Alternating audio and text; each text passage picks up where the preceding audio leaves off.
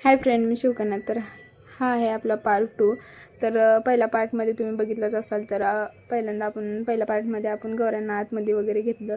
तर आहे पार्ट 2. यामध्ये आपल्याला गौऱ्यांना साडी वगैरे नेसायचं होतं, डेकोरेशन वगैरे बघायचं आहे. अजून झालं तर सगळं मकर वगैरे तयार करायचं, साडी वगैरे घालायची झाली. त्याच्यानंतर सगळी सजावट वगैरे केली. नंतर लक्ष्मीच्या समोर ठेवायचे कळस, त्यांना कुंकू वगैरे लावत होते, हळद कुंकू लावले, त्यांना सजवले. थोडंसं रांगोळी राहिली होती, मग लगेच रांगोळी पण काढायला घेतली.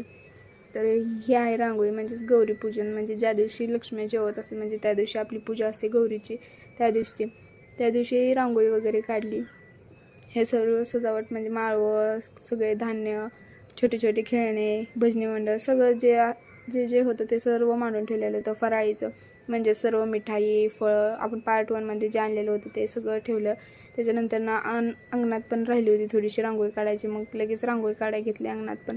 नंतर मला रेडी व्हायचं होतं, कारण लक्ष्म्यांना नैवेद्य दाखवायचं होतं म्हणून रेडी वगैरे झाले. लगेच रेडी झाल्याच्या नंतर ओवाळायचं झाल्याच्या नंतर हळदी कुंकू वगैरे लावले.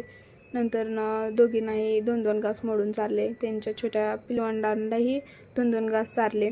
त्याच्यानंतर पप्पाचीही आणि लक्ष्म्यांचीही आरती करायची होती. पहिल्यांदा पप्पाची आरती करून घेतली, नंतर लक्ष्म्यांची आरती करून घेतली. आरती करायची झाल्यावर थोडेसे फोटो व्हिडिओ पण काढले त्यांचे.